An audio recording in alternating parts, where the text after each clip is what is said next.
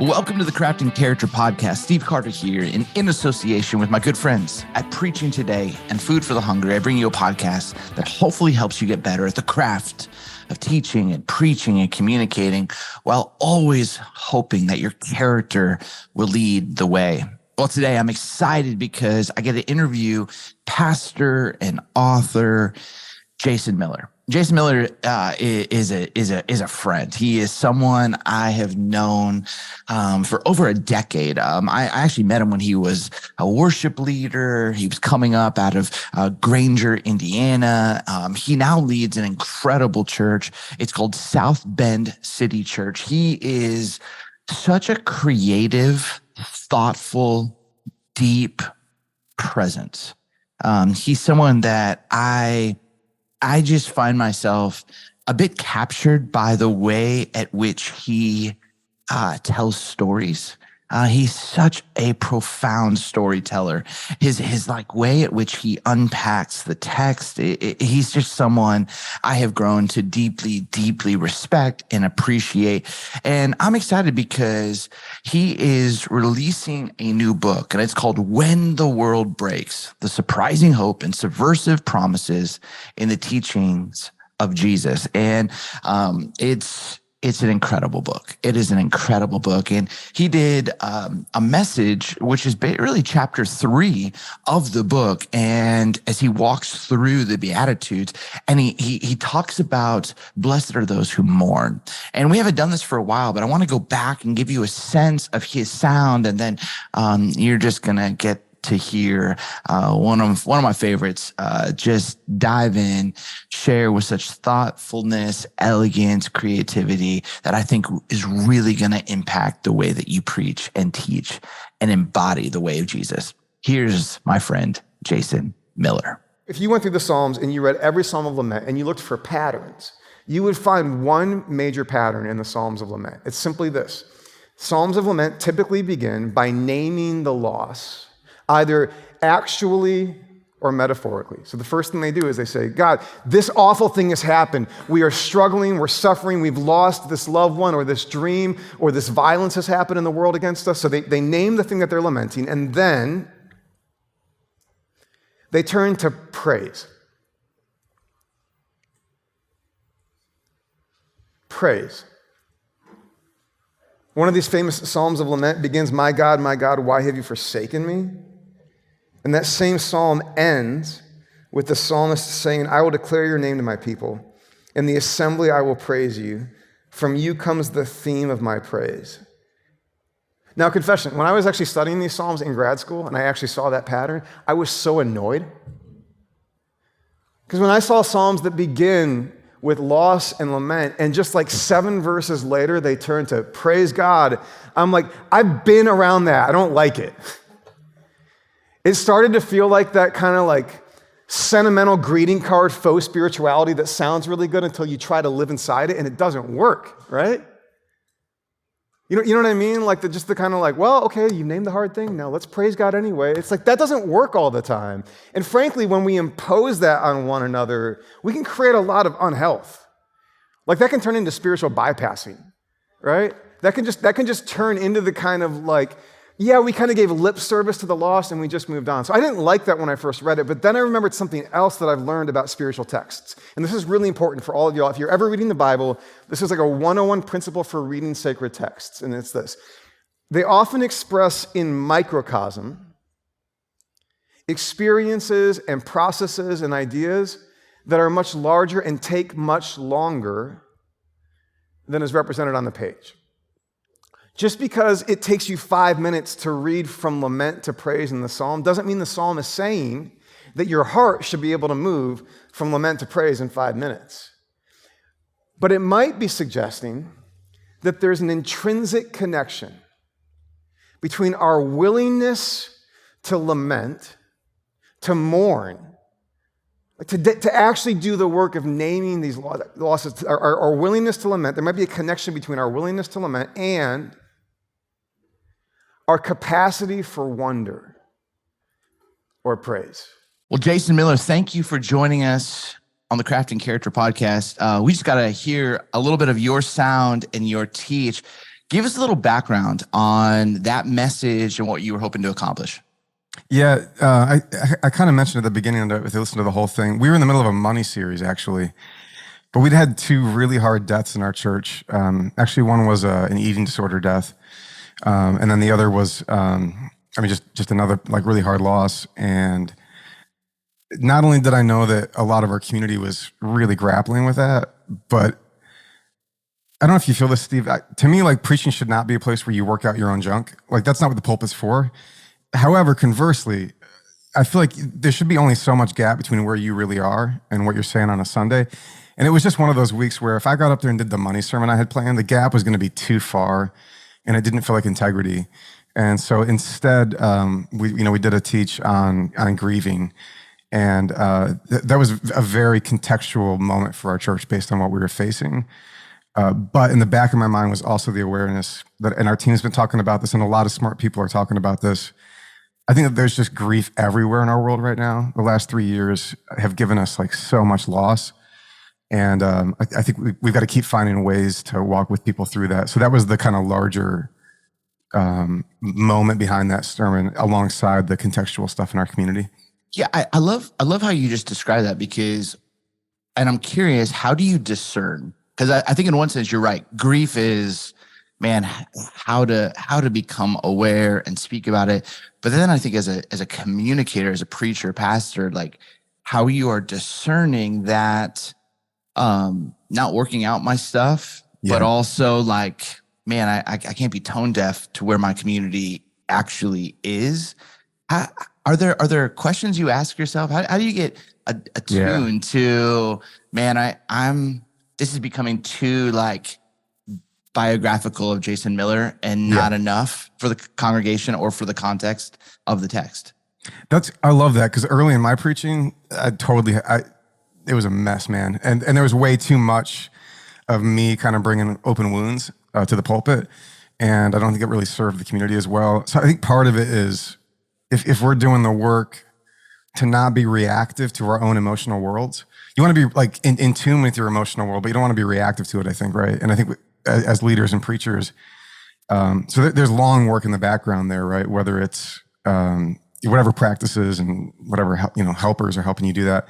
The other, to me, like even on that one, that was a late audible. It was like a Saturday audible. But I'm still checking in with at least a couple members of our team. I can't think of a moment. I'm trying to like run through my memory. I don't know if I could think of a moment when I would have found it appropriate to just like purely unilaterally with no check-in with anybody who I trust to say like, am I reading this right? And we have a great team. And so I get to trust them with that. Yeah, I think it's really wise. I mean, again, just like having it's a way to empower your team, but to ask them that question, I think is fantastic. Jason, I actually met you as a worship pastor first, and you've always been this really deep and thoughtful, creative voice. I remember you coming up to Grand Rapids, Michigan, helping out lead worship. You were just really, really well respected by some people I think the world of. And then you kind of made this shift from kind of leading worship at Granger Community to teaching on the regular. And I remember like seeing some of the stuff that you would do, even just with the slides, and they were so creative. And then now kind of planting and leading South Bend City Church. And again, just that thoughtfulness, that real artist, pastor, creative.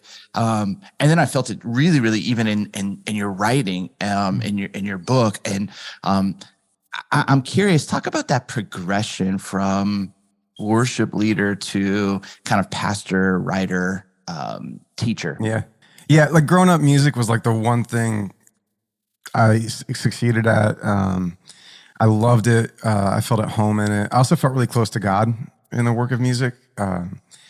And like all my heroes, all my idols, everyone who moved me, a lot of them, were great musical artists. So I kind of like stumble into work in college doing worship leading. Didn't really have a vision for my future, but I liked playing music.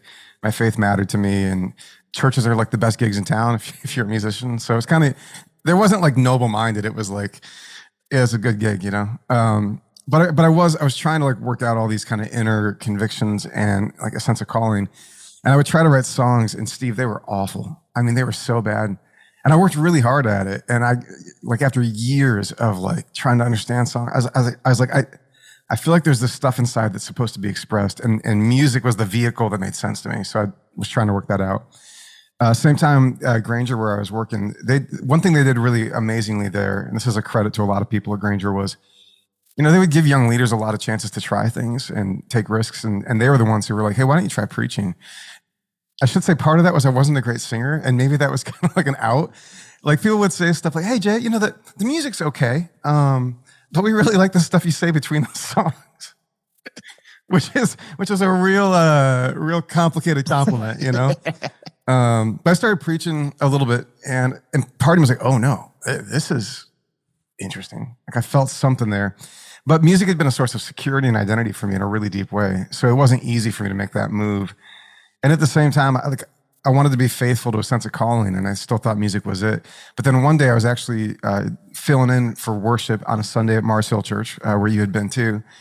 And Rob Bell was up there preaching. So I did the worship set, and then I'm in the front row sitting next to our friend Troy.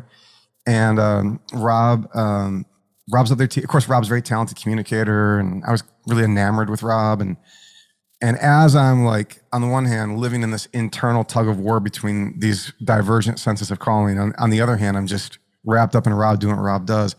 Troy didn't know about this tug of war inside, but he just leaned over and he said, you know, I think one reason Rob is such a good communicator is he was a musician first. And it was like the roof of the shed got lifted off and the angels sang. And like, it was the moment of resolution and reconciliation for me about all these inner energies. So I came home and I was like, I'm going to get after like everything I know about music. I'm going to try to channel it into preaching, dynamics, energies, the same way that, you know, a chorus feels different than a verse. Like energetically and tonally, like I want my sermons to have those different kind of modalities. And also my early sermons were just a mess in terms of structure. I had all these sort of disconnected ideas I was trying to ram in. And then music saved me there, because I think the pop song is one of the greatest formats of art in the history of the world. And so for a while, just to force myself into form, every sermon I wrote as a pop song. So I had an intro, verse 1, chorus, verse 2, chorus, bridge, chorus. And the chorus became like one thing I didn't have in my early sermons. I didn't have a center of gravity, right? So then the chorus became my center of gravity, became the one thing I'm trying to drive home. The verses were a place for some exegesis, some storytelling. And then the bridge becomes this little moment toward the end where you can decenter the center of gravity, for kind of go outside for a moment, maybe, you know, address all of the questions in the room or provide some application, but you always come home to the chorus, right? And so, that's the first time I found my own voice, I think, in preaching. And it was me feeling like, no, this is my song. I just didn't realize it was going to show up without, you know, a piano in front of me. That's amazing. I love that. I'm curious because like, that's a great little structure right there, you know, with the chorus 1, chorus, or, you know, or yeah. Verse 1, verse 2, chorus, bridge, chorus. Like, for you, how long did you run that playbook? And as you made that shift, did you end up going back to school to learn, or was this like fully just on you learning how to preach from various friends who were in the ministry? Yeah, I ran that format for a while. These days, every once in a while, I come back to it. I would probably be a better preacher today if I came back to that more often, actually. And then as far as like, you know, kind of accompanying the turn with some equipping, I did go back to school, but I ended up doing a program that didn't really offer anything homiletically, but it was great for like deepening my awareness of scripture. So I did feel a hunger for more education once I started preaching. But I'd say the preaching craft really just came from just sitting under great preachers. The church I was at, Granger, had a number of really, really great communicators: Mark Beeson, Bob Laurent, Rob Wegner. These are guys who world class, and I just got to swim in their waters for years. And then finding, you know, obviously it's a golden age of great preaching online with podcasts and videos and just kind of soaking that stuff up. That's awesome. Well, I want to transition to talk through the Beatitudes. Yeah. And, you know, you have this amazing book that drops in early August. And I mean, I'm so excited about this book. Again, I think your writing is so rich. It's so deep. And the book is titled When the World Breaks. And really what I think is amazing is you really look at the transformative paradoxes of the Beatitudes. And I'm just curious, like, can you give us a little like backstory? Why this book? Why now? Because I actually think what I really love is I love great writing. I love books that move me, but I also love books that I go, oh, that's a sermon series. And this has like all of it. It's the writing, it's just the depth, the richness, but it's also like, oh, this could be really, really great for the congregation that I get the chance to shepherd and pastor. Talk about just the backstory of why this book, why now, why the Beatitudes. Yeah, I mean, you and I shared the first experience of why this book, which is that 2010 trip that you and I took to Israel, Palestine. So, we did this experience with a few friends to learn about all the complicated dynamics of what's going on there. And I know for me, and I think for all of us, it was a real crucible, right? I mean, granted, we weren't the ones who were suffering, but we were sitting next to some really hard stories. Yeah. And it had this kind of concussive effect of one after another. And I know for me, I mean, I reached a real breaking point in that trip where I kind of unintentionally started to fixate on this really dark mantra, which is just, there's no way this gets better. That became this really kind of despairing feeling. And it's right in the middle of the part of the trip that was hardest for me, that our group walked into Elias Shakur's church there. And this is a really respected Palestinian priest and a real elder of the people there. And his church includes engravings of the Beatitudes. And I think for me, they were part of the Bible that had never made a lot of sense to me. They didn't seem very relevant to me. But I was kind of open enough, I guess, or I was in a state of mind where I was ready to hear them differently. And I remember going home back to my hotel room that night and opening up my little Bible that I've been using for years for preaching and personal life. And Matthew 5, like I have notes everywhere in the Bible. Matthew 5 was pristine, man. These were virgin, untouched pages, which kind of convicts me, but maybe it just meant that was the time for them to become a part of my faith, As I sat with them, I began to feel, and it's not like, I mean, for 2,000 years, people have been having these epiphanies with the Beatitudes. This is just my version of it. But I began to recognize that, like, when he describes the poverty within you, the poor in spirit, when he describes mourning, and when he describes like aching and thirst, or hungering and thirsting for righteousness, like, that like gnawing, screaming feeling inside that says things should not be this way. I began to connect it to other experiences, and all of a sudden, the big, like, geopolitical, militarized mess of what happens in an occupation, the underlying human experience of it, I realized it didn't feel that far from some of my own experiences, whether, like, on the one hand, I had a really acute collapse of mental health in college, and on the other hand, walking with somebody very, very close to me through really scary seasons of addiction and self-destruction. The terrain you start to recognize the familiarity of that terrain. And I could hear Jesus describing that terrain.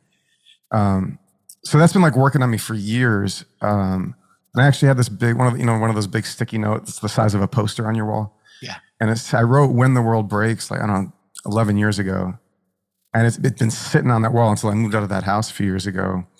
And kind of noodling on it and wanting to write about it. And then in the early days of the pandemic, there was kind of this, it's like, okay, well, like, what else are you waiting for life to invite you to finish this work, And so that's kind of how we ended up with the book coming out right now. Again, it's so rich, and that trip was wild that we went on, 13 years ago, just like life altering, changed everything. It was like the first time I realized, there are these like verses, and then there's these embodied people who are incarnating the verses, and there are these holy sites, and then there are these people who are like embodying with this whole story, and just you go in, you see that on the walls, or you go to a house and and you see like this massive, massive boulder, and on it says, "We refuse to be enemies." Yeah. And you realize, like, oh my goodness, love thy neighbor is not just an idea, and it's swirling, in Aramaic, there's the word fishmosakbol, which means we have no future. In a world where that's where so many people were feeling, Yes. we have no future. And yet you get around Elias, you get around Mitri, you get around these amazing people, these amazing just women and men of God, and their faith is just, it's like the embodied beatitudes, and it's so powerful. What for you in the beatitudes was the one that you most resonated with, and what one was like the hardest for you to you knew it contextually what it was trying to say, but it was harder for you to actually access the depths within. Yeah, quickest, most resonant connection for me was probably "Blessed are those who mourn," which is the clip that you pulled into the beginning here. Although interestingly, that's actually because it resonated so deep. It's one of the 2 chapters I wrote for the proposal. You kind of want to lead out strong when you shape the book. And then, though, what happened? So I had written that chapter a few years ago, but then the story I'm kind of working out in the sermon that you're pointing to in the episode here. My friend Alex died by suicide a few years ago, and I remember I went down to Nashville to speak at his funeral, and then the next day there's this coffee shop on 8th Street down in Nashville, and he and I used to always hang out there. And I went to that coffee shop to kind of sit and be, present. And I had my laptop with me, and I just remember sitting there realizing everything I had written in that chapter about "Blessed are those who mourn," it felt hollow now. So I remember opening up my laptop and scrolling down, deleting the whole chapter. So it felt resonant once, but then it kind of came back to me with a new urgency in the wake of a really hard loss like suicide. So "Blessed are those who mourn" has a lot of personal power for me, and it's still working on me. I re-listened to the sermon that you pointed to here just to kind of remind myself, and I can even hear my own kind of raw. It's been 4 years since Alex died, but there's still something there. One that was maybe the hardest for me is "Blessed are the meek." There are a number of different interpretive moves that people make on meek, and I try to say all over in the book, I'm not pretending to have the authoritative read, right? I'm kind of running with one thread of interpretation, but the thread that makes a lot of sense to me with meek that I've seen in others is when systems or circumstances bridle your power. It's not that you're not a powerful person. It's not that you don't have strength. It's just that something going on around you renders that strength irrelevant. And I think what was hard for me about that one is I'm just growing in my own education and awareness of the fact that other people experience that in different and more profound ways than I do. Yeah. I'm speaking specifically, right, of my friend Angela, who's a Black woman, who's a professor and administrator at Notre Dame, and she's a Black woman in that world. And so she has just a different experience in some ways than I do. And so I think while I really want to learn from and even amplify those kinds of stories and experiences, I'm also just aware that as I'm writing about that, I'm kind of borrowing from other people's stories when I do that, and that makes the writing a little different. So let's talk about this, because again, this book is unbelievable. You graciously let me read an early advanced copy, and you mean you graciously offered to endorse it? Well, I'm such a big fan of you and your writing and your teaching. I'm curious, let's take this into a sermon just for a second. Yeah. So that definition that you just did for meek, all right, talk about how you get there. And again, because I think great communicators know how to take an idea and they understand the different medium, where it could be a page, where it could be a message, where it could be a tweet, where it could be a long form Instagram post, where it could be a podcast. This idea around meek, it makes a great teach, makes a great chapter. How then, when you're teaching to a very academic community in South Bend, very working class, just diverse, how do you take that idea and then go, okay, I mean, do you have like pictures of the Angelas Yeah. on your wall? Like, how do you make that accessible, but also have the right recognition of who you are in that definition? Talk That's about good. that, because you're so thoughtful. It's one of my favorite things about you. Let me think out loud with you about that. For me, and maybe this is kind of upstream of what you're asking about, but it really is going to start with like doing a really big walk around the text, right? And so, like on that beatitude in particular, there's some kind of people kind of read it different, and I had a direction I wanted to go with it, and you got to be really careful about that, right? Like if you want to honor the text, like you got to be careful about where you want it to go versus where it's really going. So I had to work on that one longer. But I found enough that took me in that direction from other good sources of what I just said, right? That one of the ways this can be read is when systems or circumstances bridle your power. Then to me, I'm just asking myself, where have I seen this, right? Just like it's a long think and a prayer and a staring out the window. And what I'm trying to do pastorally now, more than I used to, is I want more often for the stories of my own people to show up in my sermons, right? Like I can find cool examples from history, and those can be illuminating, and I can tell stories of my friends from other places, and those are personal. But I'm trying to do a better job of like how well do I know my own church family, and where have I seen these stories, these hurts, and these virtues already lifted up in the lives of these people, and how can I kind of lift them up from the pulpit and reflect them back to the same people? There's like I think a lot of really obvious reasons that's good and important. So then I'm kind of rifling through actual people in my community. I'm kind of picturing myself on a Sunday, and I'm looking around the room, and who are the faces and the stories that stand out. And that's helping me develop preaching that's more contextual. Yeah. And it's also helping remind the members of my own church that you're not spectators in these sermons, right? You're the actor, you're the agent, alongside Jesus and the rest of this community in what we're talking about. Do you give people a heads up on that, or do you not use them by name and use them by like proxy, where the person knows, like, oh, Jason's talking about me but didn't say me? Like, how do you do that? Yeah, I don't have that totally worked out yet. So it kind of depends on the circumstance. If obviously there's anything divulging or personal, of course I'm going to reach out then. Also, if I know that there's a particular maybe level of, it could be that the story I'm going to share from the pulpit is from the life of somebody in our church, and people already know it's public domain, if you will. But if the story has a kind of an emotional tenderness to it, that's another reason I think to be like, hey, I don't want you sitting in church on Sunday and hearing this elevated and you're not expecting it. Yeah. I think, I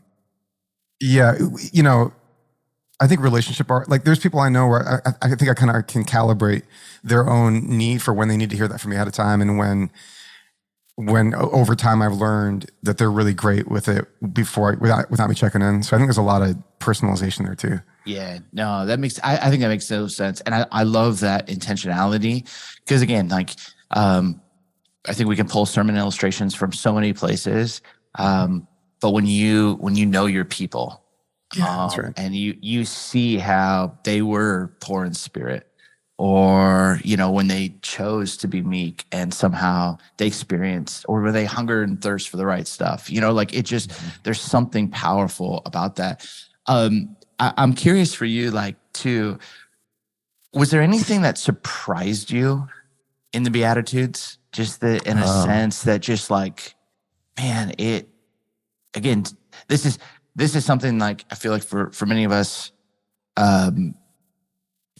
we've known, we've always not known what to do with, is it the foreword to the Sermon on the Mount? What is this kind of like, it's just like, oh yeah, get me to the Sermon on the Mount. But like, then you just start to read it, and then you start to see it. And, again, just checking out, like, and reading and sitting with for a number of weeks. And I think I called you multiple times. I was like, dude, this is really, really good. Like, When the World Breaks, this is really, really good. And it was illuminating some stuff for me that I was like, man, I've never seen it that way. And that just makes so much sense, and this is going to be so helpful for people. But it was like a surprising revelation that was so contextually true and beautiful and rich. What about for you? Was there going through it something that just, man, it shook you? Yeah, there's a couple. One is Jesus isn't like, he's not messing around. Like, what I mean by that is, I think it's like he knows that the entire life that he describes in the rest of the Beatitudes, that like you can't get there performatively. You can only get there by submitting to the bizarre kind of transformative process that God is kind of ready for with us. But like, I forget, I want to say it's Cynthia Bourgeau, who's an Episcopal priest, who says something like the Beatitudes are pitched at a higher level of consciousness. And not that you've got to like show up at them with this really sophisticated whatever. I think Jesus, though, is speaking, of course, from this, enlightened place. And so like he's like, I'm about to take you on a journey. And the first thing I'm going to tell you is that you need to abide the emptiness inside you, which is just kind of an intense way to begin. But I think it's because he knows it's like, until you allow yourself to meet God and all the things that you are running from, until you let that happen, you're still living with this reactive energy against all the pain in this world. And that reactive energy leads us to these, really destructive and sometimes even violent postures in the world. And like the enemy loving, forgiving, trusting posture that he's going to describe in the rest of this, it's like he's first got to dismantle these engines of reaction and returning violence for violence. And it's like, until he dismantles that engine, nothing else is going to matter. And so anyway, that stands out to me more and more. The other one, and I fear this is going to sound so pious that it's going to be annoying, but I really mean it. At some point, right? Oh, the last chapter, or the second to last chapter, I was working through the way that Jesus embodies these Beatitudes. And you can just see them at work. You can see that he trusts his own message, that he's like smoking what he's selling, right? Yeah. And at this point in my own life with Jesus, it shouldn't have been surprising to me, but something about working on that caught me fresh with the kind of hyper integrity that he has. And it's not, I think, that he's just like, that he wills himself to be so impressive. I just think he knows through and through in his bones and his body and his soul. He knows that these bizarre blessings are trustworthy, and so he lives in accord with them. So I don't see him running from the poverty within him. I don't see him. I think he's more quick to weep than I am. I think he's able to live in intimate encounter with these really hard experiences, and that's what leads to the power of his life, which is precisely why he's trying to help us live an intimate experience with all this, because he wants us to live in that same power. But just to see that integrity, it had a kind of a fresh awareness for me in writing that chapter, and it really, I don't know, brought a lot of hope, and it really moved me.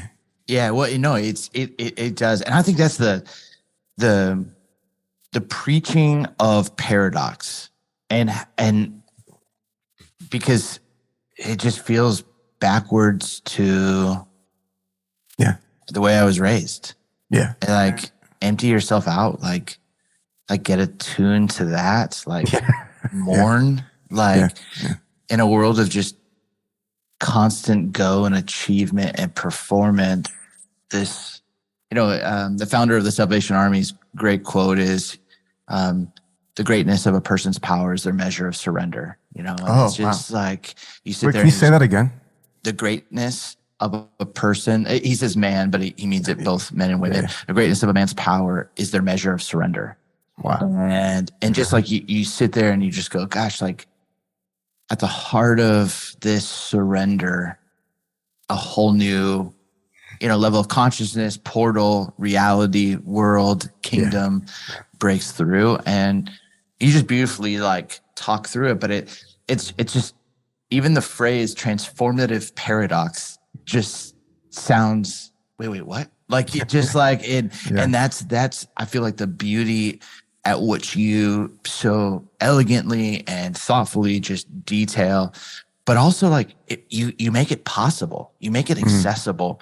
And it's through like the stories of your life, but it's also through the context, it's through the writing, but you get there and you go like, gosh, this would be a much more beautiful and compelling world in the midst of all of the beauty and sadness and the reality that's right before us, talk about your hope for this book. Wait, you mentioned like it gave you a sense of hope for but like, what's your actual hope for the book? Yeah, I mean, I hope people will let Jesus kind of usher them into these kind of hard encounters, not because we like wallow in them, not because like I don't believe in a God that like, like needs that for God's sake, right? I don't think God needs us to be broken down, and I think God just knows that we live with all these defenses, right? We live with all of these guarded places within, and that all that guardedness is, even if it comes from very understandable experiences, it's the thing keeping us from loving God and loving each other. And so, I mean, I think there's nothing more despairing than thinking you can't heal. And there's nothing more hopeful than finding out you can. And I think Jesus is going to help you heal if you just let him kind of be like, hey, that, like, it's almost like he's like, I can hear him like say, hey, buddy, I know there's a place inside you that is really scary. And you may not even know it's there because maybe you've built so many layers between you and it that you're walking around with it unaware of it. But I want to walk with you into that. And what I'm here to tell you is that when you do that, on the other side of that emptiness, you're going to find a fullness, and on the other side of that loss, you're going to find glory. And like, but you got to walk with me through it, And so, the hope that people will feel, I think, when you kind of let Jesus and these very strange blessings walk with you into that. So hope and healing. I also think, in every moment, Jesus is due for a fresh hearing. And so this maybe is my little contribution to that project that a lot of us are working on. And I did not, like the book's not super evangelistic. I didn't like try to write it to like win people over in that sense. But I do think my own journey has been that I had a Jesus who didn't have a lot to say to me about some of the hardest things I faced, because the Jesus I did have was not a bad Jesus, but not the one I know today. And, he had a lot to say to me about my personal sin problem, but he didn't have a lot to say to me about brokenness and systemic issues and mental illness and all that. And the one I have today, the one I've met in these blessings, is this kind of fuller, wiser, more deeply credible Jesus. And so if other people encounter that Jesus too, I'll be like really happy about that. Well, there's a richness, that I often wonder how intentional God was with giving his son two names, and I think often in our evangelical circles, like we were taught growing up, like just one name, that he's mighty to save, and didn't really know Immanuel, that he was with us in the difficulty, and I think what's so beautiful about the way that you write is I experience Immanuel, and it like ushers me into this one who is mighty to heal and save and rescue. And forgive me if this is not an appropriate question. You talked about Alex, and you talked about like the day after his funeral and being in that coffee shop that you guys had chopped and had so many questions and life and moments together. And you just said just a second ago with your hope of this book, that people are going through some stuff, and that what you experienced. And I'm curious, like, for you, how did writing this actually help in your healing journey? Because this is one of your closest friends, if not the closest friend on the planet for you. And how did kind of engaging in this transformative paradox in the writing help you encounter some hope in the midst of your grief and your sadness? Yeah, that's a great question. In the book, I write about some experiences in the wake of Alex's death that moved me toward healing. Things that made it a little less theoretical for me to believe in resurrection. And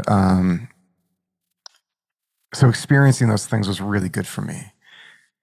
But then, to write about them was a form of savoring them and sitting with them and letting them go deeper. And I think I would have said before I wrote that chapter that I believe Alex is held and healed in the love of God. Mm. But writing that chapter carried that belief more deeply into me. And I feel less like I'm grasping for that hope these days and more like I'm living in it. And it doesn't mean there isn't enormous sadness still. Yeah. But that sadness is, I find that sadness is also carried alongside a really deep peacefulness. Yeah. And, in particular, in the wake of suicide loss, to find some peace is a gift I know a lot of us are looking for. And so for me, I'm really grateful that the writing, along with the living, has, kind of one step at a time, brought some of that for me.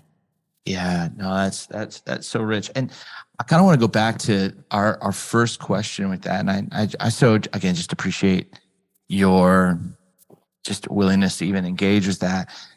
If you go back 4 years ago, South Bend City Church is, it's a couple years old. Yeah, that's right. 2 years old. Yeah. 2 years old at that time. You go through this difficulty. You've got, this kind of sticky note on, when the world breaks above. You're writing, that there's something about the Beatitudes, but you still are building and preaching and leading a church. Yeah. And it's like your world is breaking. Yeah, yeah. And talk about just, because I think for so many people, as you said, like when grief is all around us and so many pastors are having to, Sunday's coming, Saturday night's coming, how did you get up and anchor yourself enough, show up present enough, and continue to pastor when it was breaking? That's a good question. The first answer is for a little while I didn't. Okay. I had to tap out for a minute. I had to tap out for a minute. Yeah. And I think I wish, and I had the luxury of a team that was built up a little bit at that point. We collectively, we kind of had what we needed to do that for a minute. I know not every pastor's living there right now. Although I think a lot of us are living there more than we realize, and we just need to ask for it. Yeah. And I think more of us are empowered to build to a point where we are than we think about maybe, but it takes a lot of work to live beyond week to week, I know. But anyway, first answer is I didn't for a little while. And then second answer is without, like I said, without trying to use the pulpit to work out your crap, I do think like, whether it's personal hardship or church hardship, you either see those things as a distraction from the project, or you realize they're part of the point of the project, right? That like, if this isn't the raw material of our work, then what is, So that doesn't mean I want to, use my congregation for therapy every week. That's not right. But I do want to say like, well, what are we doing if not? Like if our project isn't integrated with an experience like this, well, then let's reevaluate the project, right? Because like, what's the point, So yeah. I feel that about everything from losing Alex to the days when budgets are hard at church. I'm like, you know what? Every family goes through seasons when budgets are hard, and those are real faith testing seasons. And so I think on the hard days, if I can try to think, okay, hey, now this is now being folded into the experiment of a church, right? Rather than this kind of like petty distraction from it, I think that changes your approach. Man, I love that. I think that's so. It's such a more beautiful, accessible way. And again, it like to your point is. This is when you experience, your kind of language of walking through the Beatitudes and feeling encountering this Jesus who is there with you, who is just like, it's just not just facts about him, but actually experiencing. And I think, man, never do I want anybody to go through anything difficult, but to go through that and realize, those simple truths have just gone through struggle, and now they become profoundly sacred and holy. And that's, I feel like, what comes out in your writing is a very lived experience and encounter with a passage of scripture that I've always known that there's more, but I couldn't access it. And I'm grateful for a guide like you. I feel like, just selfishly, I feel like this book was made, and I don't think this is why you wrote it. I'm just saying, like, I think it was like tailor-made for a sermon series or a small group campaign. And again, like, I'm always looking for that kind of stuff. Have you thought about doing anything with, maybe you teach it on the weekend, and then, like, could this be like accessible in a small group or life group or D group, whatever a church calls it? Like, have you thought about any of that? Yeah, well, so I have a really wise friend named Steve who pointed out that there could be a really great chance to, like, make it more useful with some of that stuff. So yeah, so we've got a discussion guide, like just some simple questions for every chapter. And they're meant to kind of work whether it's a book group or a church small group. We got like little videos from me that just add a little bit of more personal texture for each chapter.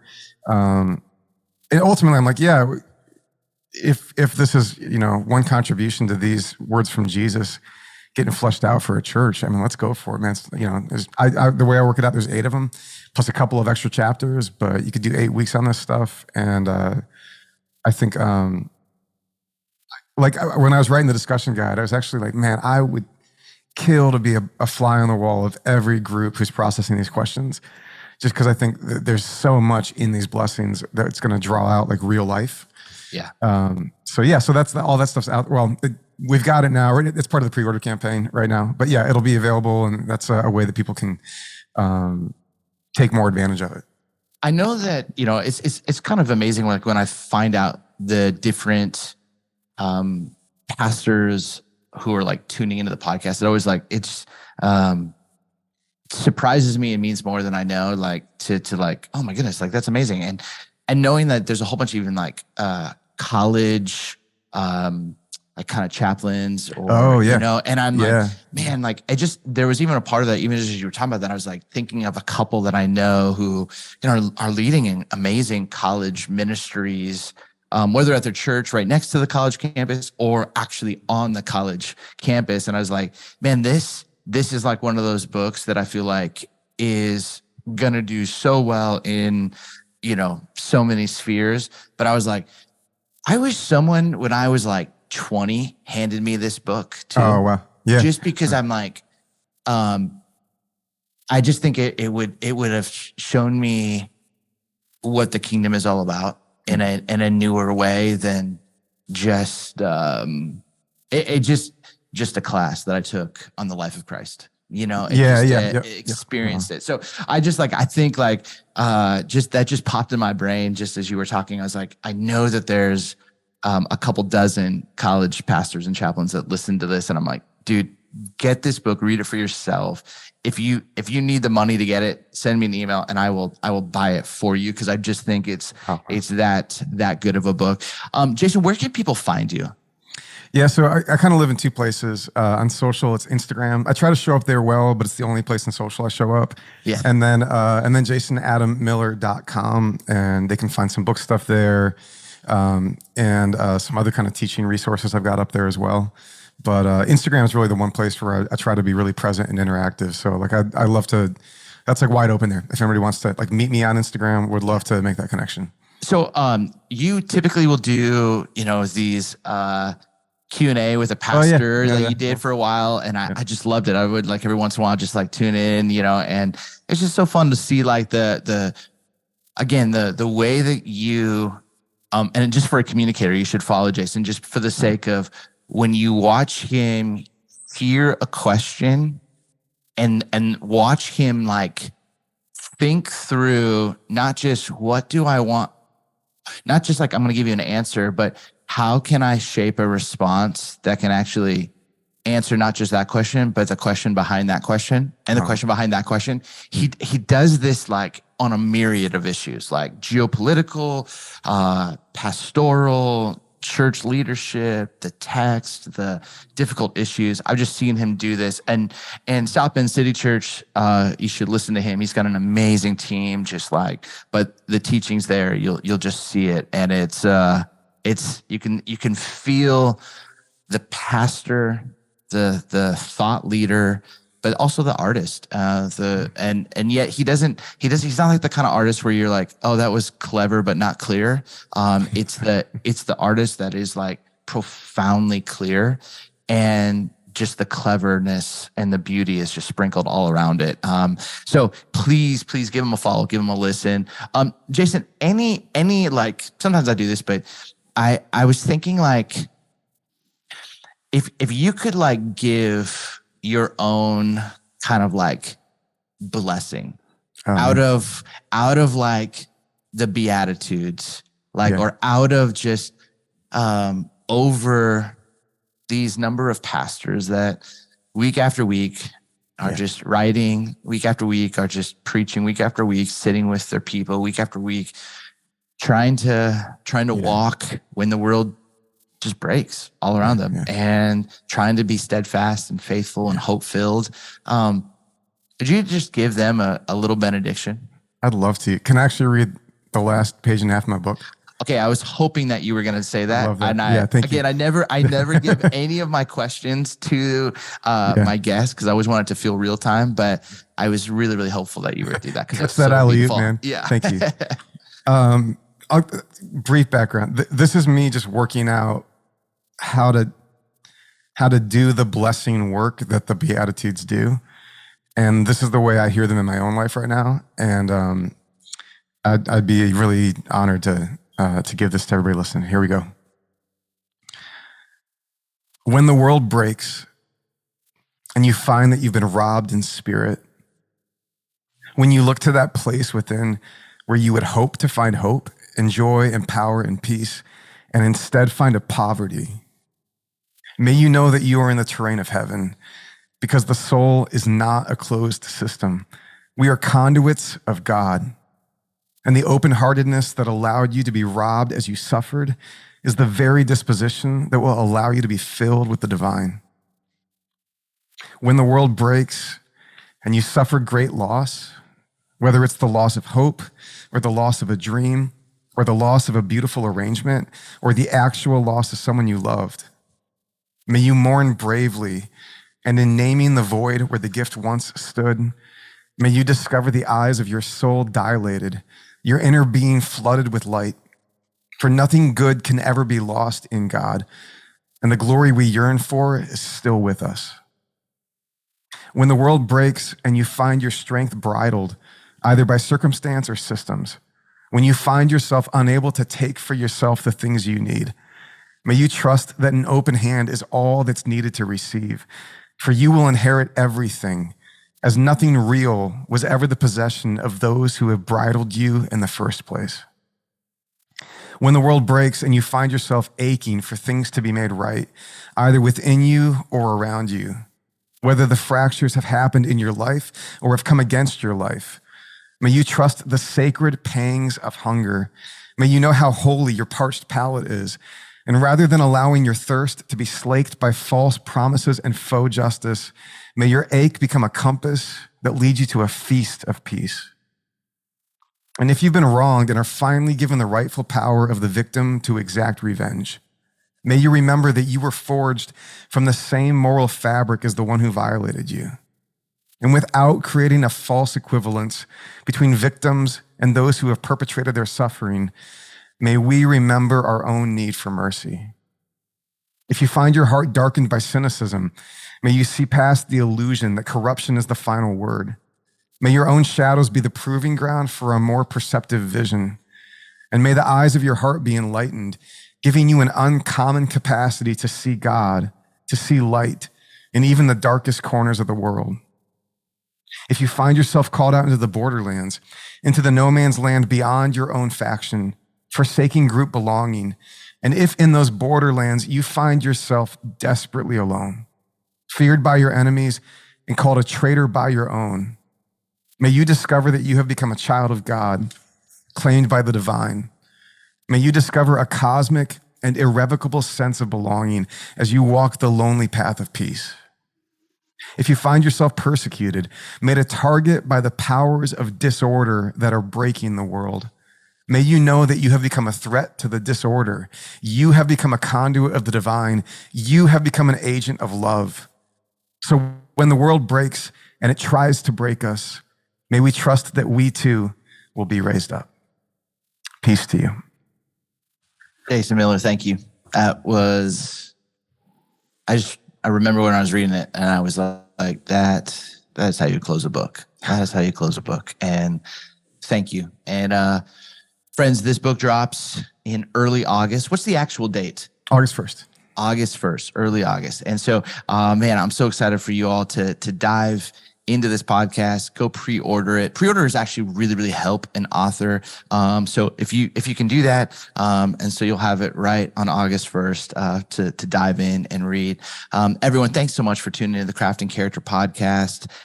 Your support means the world. I'm so grateful for my friends at Food for the Hungry and Preaching Today who just believe in each of you, the soul of the preacher, not just your craft getting better, but hopefully your character always leading the way. And with that, my friends, may we embody the beatitudes even when the world breaks. Much love, grace, and peace. Well, thanks so much for tuning in to the Craft and Character podcast. Hey, do me a favor. Go and pre-order When the World Breaks. I'm telling you, it is so good. So good. Go to Amazon, go to Barnes & Noble, wherever you buy books, local bookshop, go get it. Just, it's going to be one of those reads. And really think about maybe this could be an incredible fall series. I mean, walking through the Beatitudes, come on. I'm just saying this is what our world needs more than ever.